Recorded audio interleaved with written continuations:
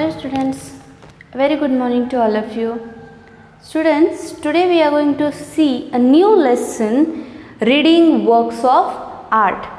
Art means in Marathi we can say kala. Okay, कले विषयीचा हा लेसन आहे तो आज आपण पाहणार आहोत. In this lesson two parts given.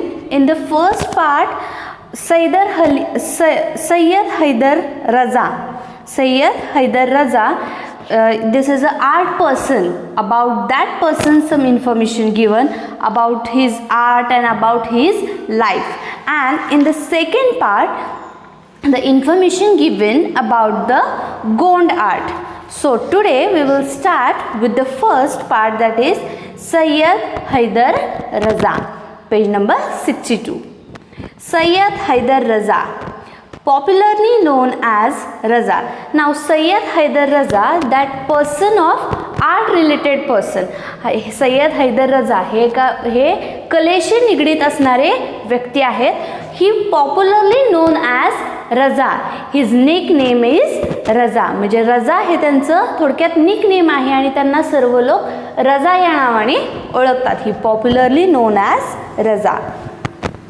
Was a renowned Indian artist. Renowned means in Marathi we can say प्रख्यात, very popular. Okay, renowned means popular or प्रख्यात. So Raza was the very popular Indian artist. हे एक खूप प्रसिद्ध असे Indian artist आहेत. Simple geometrical shapes, striking colour combination, captivating compositions, these are some of the characteristic features of his painting. Now he was an artist, but which type of artist? He does very paintings. त्यांनी काय केल्यात? बऱ्याचशा painting बनवलेल्या आहेत. So simple geometrical shapes, streaking color combination. Simple geometrical shapes म्हणजे साधे, geometrical म्हणजे भौमितिक, बरोबर. शेप्स म्हणजे आकृत्या, मीन्स साध्या सोप्या भौमितिक आकृत्या यांच्यापासून त्यांची पेंटिंग्स असायची. शिवाय striking colour combination, striking means भेदक रंगसंगती, कलर कॉम्बिनेशन मीन्स रंगसंगती, भेदक रंगसंगती. कॅप्टिवेटिंग कंपोजिशन, कॅप्टिवेटिंग मीन्स अट्रॅक्टिव्ह, आकर्षक. कॅप्टिवेटिंग मीन्स अट्रॅक्टिव्ह और इन मराठी आकर्षक. तर त्यांची जी काही त्यांच्या ज्या पेंटिंगमधल्या कलेमधली जी काही रंगसंगती असायची ती अगदी भेदक अँड कॅप्टिवेटिंग मीन्स अट्रॅक्टिव्ह असायची. कंपोजिशन मीन्स रचना, म्हणजे त्यांची जी पेंटिंगची जी काही रचना होती, the composition of their painting was very attractive. These are some of the characteristic features of his painting. Characteristic feature म्हणजे वैशिष्ट्य. So what are the features of Raza's painting? Their painting was very attractive and as well as their painting was full of striking color combination and simple geometrical shapes. त्यांच्या चित्रकलेची किंवा त्यांच्या पेंटिंगची वैशिष्ट्ये काय असायची की त्या पेंटिंगमध्ये भेदक रंगसंगती, शिवाय different geometry, use of different simple geometrical shapes and attractive colour combination. And so are the colors blue and orange. And one more feature of their painting was so are the colors blue and orange. In his painting you can say in every painting they use almost two colors, blue and orange. म्हणजे त्यांच्या प्रत्येक पेंटिंगमध्ये blue आणि orange या कलरचा वापर असायचाच. In every painting they use blue and orange with other colours. म्हणजे फक्त ब्ल्यू आणि ऑरेंजच कलर असं नाही, तर बाकीच्या कलरसोबत ब्ल्यू आणि ऑरेंज या दोन कलरचा वापर त्यांच्या पेंटिंगमध्ये असायचाच. You will find them in almost all his painting. So blue and orange color you may have found in his every painting. None of his painting depict lifelike human figures or copies of scenes from his environment. So none of his painting depict lifelike human figures or copies of scenes from the environment.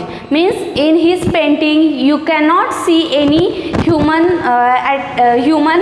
body or any natural thing. म्हणजे त्यांच्या पेंटिंगमध्ये तुम्ही कोणत्याही पेंटिंगमध्ये एखादी human body म्हणजे human thing किंवा natural thing असे तुम्हाला पाहायला मिळायचे नाहीत.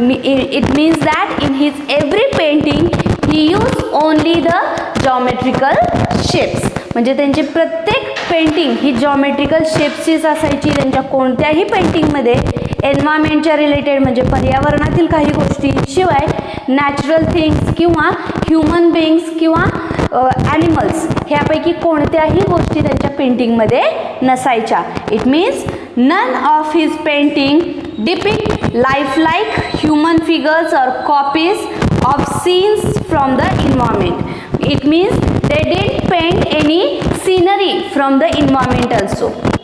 त्यांनी कधी इन्व्हायरमेंटमधली म्हणजे पर्यावरणातली कोणतीही सीनरी सुद्धा कधी पेंट केली नाही. they didn't paint any scenery from the environment or any human or any animal body in his painting. Such paintings are not inspired by any external factor. External factor means in Marathi we can say बाह्य घटक. So his such paintings are not inspired by any external factor. त्यांच्या ज्या काही paintings होत्या त्या कधीही बाह्य घटकांनी इन्स्पायर्ड झालेल्या नसायच्या. They originate when the artist tries to peep into his own inner mind. They originate म्हणजे त्यांच्या पेंटिंग ह्या कधीही मी एक ट्री किंवा झाड बघितलेलं आहे मग ते झाड मी काढणार म्हणजे काय मी कुठली तरी गोष्ट कॉपी करणार अशा प्रकारचे त्यांच्या पेंटिंग कधीही नसायच्या. They originate from their inner mind. त्यांच्या पेंटिंग्स ह्या नेहमी त्यांच्या अंतरंगातून बाहेर आलेल्या पेंटिंग्स असायच्या. Means they didn't copy any other painting or any scenery or any human being. They always paint from their inner mind. ते त्यांच्या अंतरंगातून साकारलेली पेंटिंग्स ते नेहमी करायचे. They are made by arranging circles, triangles, squares, rectangles, line, dots in different compositions using effective techniques of applying paint, attractive color combination, achieving balance in some places and creating imbalance in other places. So now you will say, now which type of painting they did? आता जर का ते एखाद्या सिनरीची painting करत नसतील, human बिंगची नाही, ॲनिमलची नाही, तर ते पेंटिंग कशा प्रकारे करायचे किंवा कोणती पेंटिंग करायचे? So they use in painting geometrical shapes. ते त्यांच्या पेंटिंगमध्ये कशाचा वापर करायचे? जॉमेट्रिकल शेप्सचा. So they are made by arranging circles. म्हणजे ते अरेंज त्यांच्या पेंटिंगमध्ये ते सर्कल्स म्हणजे गोल, ट्रायंगल्स त्रिकोण, स्क्वेअर्स चौकोन, रेक्टँगल आयताकृती, लाईन्स म्हणजे रेषा, डॉट्स म्हणजे ठिपके. म्हणजे इतक्या सारे जे जे काही जॉमेट्रिकल शेप्स आहेत line, triangle, rectangle, square, circle, dot, these are geometrical shapes they use for the painting. त्या या सर्व जॉमेट्रिकल शेप्सचा वापर करून ते त्यांची पेंटिंग बनवायचे. In different composition. Composition means रचना. मग ज्यावेळी ते हे सर्व जॉमेट्रिकल शेप्स वापरायचे पेंटिंगसाठी त्यावेळी त्यांची अशी जी काही रचना करायची या सर्व जॉमेट्रिकल शेप्सची, they arrange this geometrical shapes in a proper manner so it should look very attractive. ते अशा प्रकारे त्याची रचना करायची की ते पेंटिंग अट्रॅक्टिव्ह वाटलं पाहिजे. Using effective technique of applying paint. and they use effective technique of applying the paint. Colour लावायची त्यांची एक इफेक्टिव्ह अशी टेक्निक होती म्हणजे एक कला होती त्यांच्याकडे की त्या कलेमुळे त्यांची पेंटिंग ही खूप अट्रॅक्टिव्ह वाटायची. Attractive color combination, achieving balance in some places and creating imbalance in other places. काही वेळेला त्या सर्व शेप्समध्ये कुठल्या जागी समतोल साधायचा आणि कुठल्या जागी असमतोल करायचा. Means which shape I can draw bigger, which shape I can draw smaller, they know very well. त्यांना हे खूप चांगल्या प्रकारे माहिती होतं की कशा प्रकारे बॅलन्स करायचा सर्व जॉमेट्रिकल शेप्समध्ये. They very much know about the how to balance in every geometrical shapes for looking very attractive. Raza found his paintings through his study of Indian art and its heritage. रजा यांना त्यांची पेंटिंगची जी काही study आहे, त्यांचा पेंटिंगचा जो काही अभ्यास आहे, तो अभ्यास त्यांनी कुठून शिकून घेतला तर Indian art and it's heritage, भारतीय कला आणि त्या कलेचा वारसा. हेरिटेज म्हणजे वारसा. So he learn from the Indian art and heritage, भारतीय कला आणि त्याचा वारसा, यातून त्यांनी त्यांच्या कलेचा वारसा पुढे घेतला, म्हणजे ते कला शिकले. Cultural context and philosophy. Cultural context म्हणजे जो काही आपला कल्चरल सांस्कृतिक वारसा आहे आणि शिवाय फिलॉसॉफी तत्त्वज्ञान जे आहे, त्यातून त्यांनी त्यांची कला शिकली. His pictures seem to radiate peace and life at the same time. His picture seems म्हणजे त्यांचे जे काही पेंटिंग्स होते, पिक्चर्स होते, ते कशा प्रकारे वाटायचे. पीस म्हणजे शांतता. It means if you will see or if you will look at his pictures or his paintings, you may feel some piece, तुम्हाला काही प्रकारची शांतता आल्यासारखे वाटेल, अशा प्रकारची त्यांची पेंटिंग्ज असायची. And life at the same time, आणि काही वेळेला सजीवता असायची. They didn't use any life human or any animal in his painting. त्यांनी कधीही त्यांच्या पेंटिंगमध्ये human bodies or any animal bodies they didn't paint. त्यांनी त्यांच्या पेंटिंगमध्ये कधीही ॲनिमल बॉडी किंवा ह्युमन बॉडी पेंट नाही केल्या. But then also his painting seems like a life, म्हणजे त्यांची सजीवता असल्यासारखी त्या पेंटिंगमध्ये असायची. We realise that the painting is a visible from of very deep thought. We realize that if we will look at his painting, then we will realize that it's very deep thought.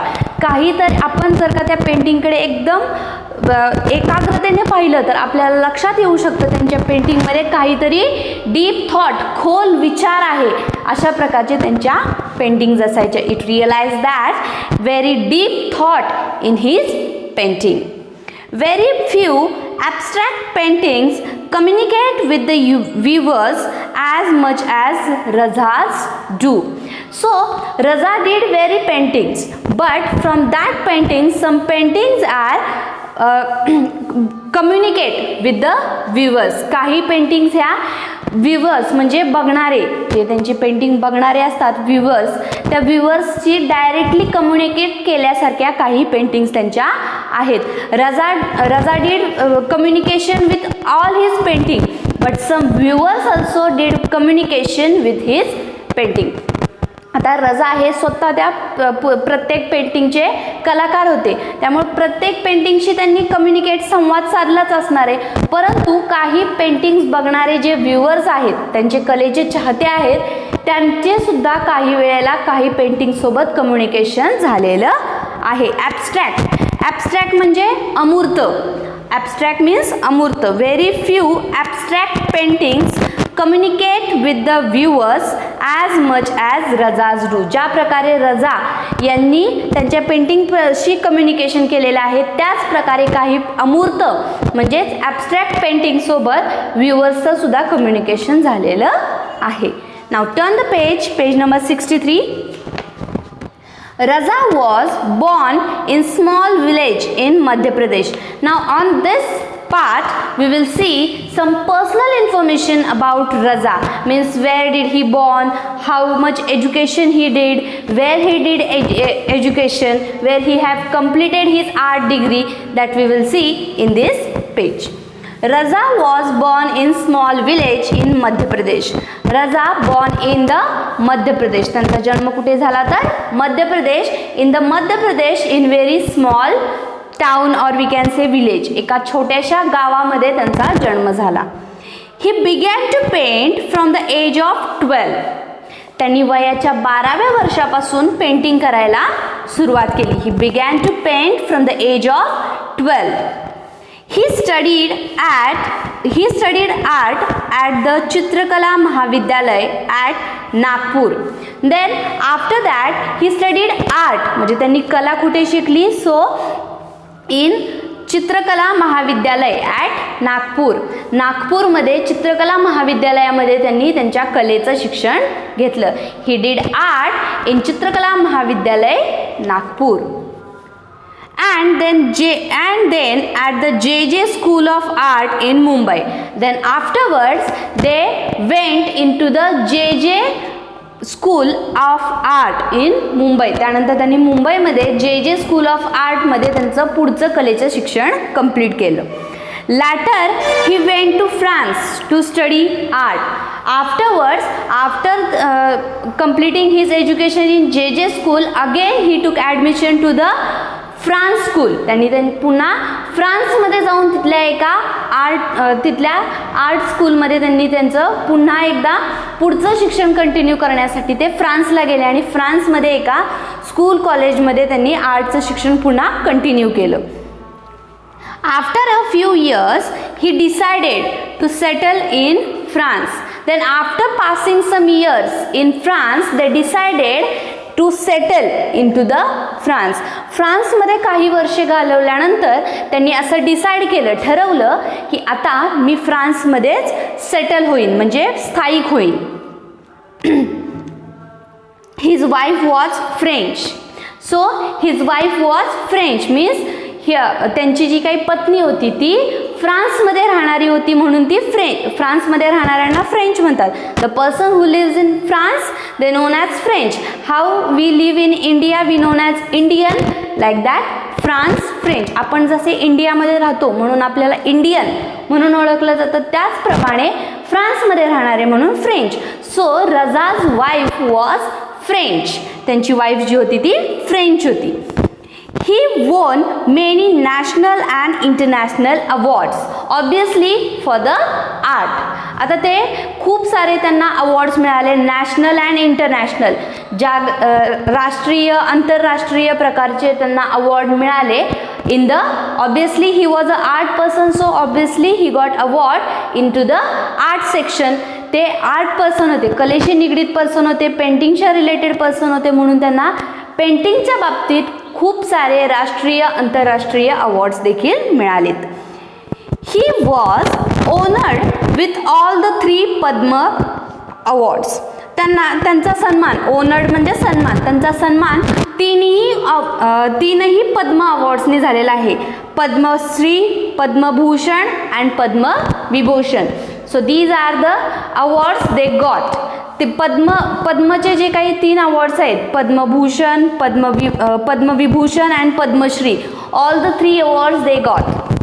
त्यांना हे 3ही awards मिळालेले आहेत. With all the awards and honors, his paintings were exploring a spiritual, metaphysical path.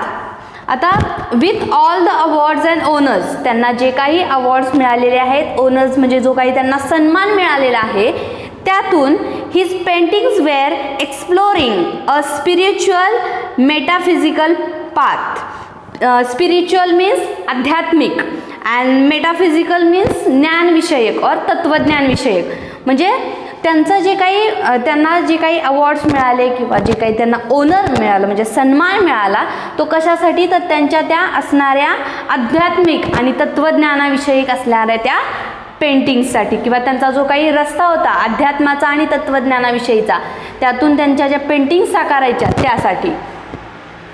Gradually, the bindu or point came to be the core of his painting. Gradually means slowly, slowly. हळूहळू. Okay, gradually means slowly, slowly. हळूहळू the bindu or point came to be the core of his painting. नंतर हळूहळू त्यांचं काय व्हायला लागलं, बिंदू म्हणजेच पॉइंट. एक पॉइंट हा सुद्धा जॉमेट्रीचाच भाग आहे, बरोबर, बिंदू.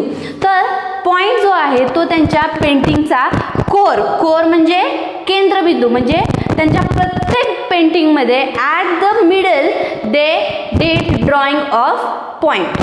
म्हणजे त्यांच्या हळूहळू नंतर असं व्हायला लागलं त्यांच्या प्रत्येक पेंटिंगमध्ये ॲट द कोर म्हणजे केंद्रस्थानी किंवा मिडलला, बरोबर मिडलला त्यांच्या पेंटिंग्समध्ये बिंदू म्हणजेच पॉइंट याने स्थान घेतलं.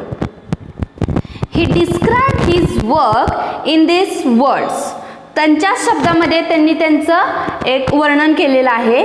माय work is my own inner experience and involvement with the mysterious of nature and from which is expressed in colour, line, space and light. तर ते काय म्हणतात, त्यांच्या शब्दामध्ये त्यांनी स्वतःचं वर्णन केलं. माय वर्क म्हणजे माझं काम, is my own inner experience, माझं काम जे आहे ते माझा स्वतःचा आत्मविश्वास किंवा स्वतःच्या मनातून निघालेला एक अनुभव आहे. And involvement with the mysterious of nature. आणि इन्व्हॉल्वमेंट म्हणजे सहभाग. तर माझ्या पेंटिंगमध्ये किंवा माझ्या या कामामध्ये कशाचा सहभाग आहे, तर mysterious of nature. Mysterious means गूढता. मिस्ट्रियस आपण म्हणतो ना एक प्रकारचे रहस्यता, गूढता, अशा प्रकारे mysterious of nature and from which is expressed in colour, line, space and light. तर माझ्या या पेंटिंगमध्ये निसर्गाचं एक प्रकारची रहस्यमयता आहे, ती जी कशातून व्यक्त झालेली आहे, colour, line, space and light. या प्रकारे निसर्गाची गूढता, रहस्यमयता व्यक्त झालेली आहे. Sometimes an artist's thought appear to be too complex or even complicated when they are expressed thought words. Sometimes an artist's thought appear to be too complex or even complicated when they are expressed thought words. म्हणजे काही वेळेला जे artist असतात, कलाकार असतात, त्या कलाकारांचं बोलणं जे असतं ते खूप क्लिष्ट किंवा एक कॉम्प्लिकेटेड, आपल्याला कळत नाही, बरोबर, ते काय बोलतात हे कळत नाही. अशाच प्रकारे त्यांचं हे बोलणं असायचं की पुढच्या व्यक्तीला सहसा त्यांचे काय बोललेत, त्यांचं काय वाक्य आहे ते एक रहस्यमय वाटायचं, कॉम्प्लिकेटेड वाटायचं किंवा क्लिष्ट वाटायचं. For him the effective medium of communication his work. त्यांच्यासाठी कम्युनिकेशन करण्याचं इफेक्टिव्ह मीडियम असायचं त्यांचं काम, means his painting. For the Raza, effective medium of communication is his work. His paintings, Raza had great creativity. त्यांच्या पेंटिंगमध्ये रजा यांनी खूप काही छान अशी क्रिएटिव्हिटी केलेली आहे. He did very good creativity in his paintings. His paintings are very expressive. Expressive म्हणजे व्यक्त होणारे, अबोल म्हणजे त्या बोलणाऱ्या नसून सुद्धा बोलणारे आहेत असे वाटणारे. So his paintings are very expressive. This great artist passed away on 23rd of July 2016 at the age of 94. हे जे काही ग्रेट आर्टिस्ट आहेत त्यांनी वयाच्या 94व्या वर्षी 23 जुलै 2016 त्यांचा प्राण सोडला. ही डायड और he passed away on 23rd of July 2016 at the age of 94. वयाच्या 94व्या वर्षी त्यांनी आपला प्राण सोडला. Living behind a legacy of sensitive painting. त्यांनी त्यांच्या मृत्यूनंतर पाठीमागं काय सोडलं, तर legacy of sensitive painting. Legacy म्हणजे वारसा. त्यांनी त्यांच्या पेंटिंगचा वारसा ते पाठीमागं सोडून गेले. Achieve thought extra ordinary composition of lines and colours. तर त्यांच्या पेंटिंगचं मुख्य काय असायचं, एक हेतू किंवा आपण एक म्हणू शकतो की त्यांच्या पेंटिंगचा एक गूढता किंवा त्यांच्या पेंटिंगमध्ये असणारा एक कोर काय असायचा, तर achieve thought extra ordinary composition of lines and colours. त्यांच्या पेंटिंगमध्ये असणारी जी रचना असायची कलर्सची आणि लाईन्सची, ते त्यांच्या पेंटिंगचं एक प्रकारचं वैशिष्ट्य होतं. That depict extra ordinary composition. Depict म्हणजे चित्रण करणे, डिपिक्ट मीन्स चित्रण. तर त्यांचं जे काही एक्स्ट्रा ऑर्डिनरी असं एक काम होतं, म्हणजे एक्स्ट्रा ऑर्डिनरी म्हणजे थोडक्यात काय आपण म्हणतो की त्यांचं अविश्वसनीय किंवा एक खूप प्रकारचं चांगलं असं एक्स्ट्रा ऑर्डिनरी जे काही काम होतं ते म्हणजे त्यांचं होतं कंपोजिशन, त्यांची चित्रकलेची रचना. Now the next Gond art part we will see in the next video. So till that time, read the Sayyid Haidar Raza's information very carefully and pick out the difficult words as well as learn its spellings and meanings also. Thank you.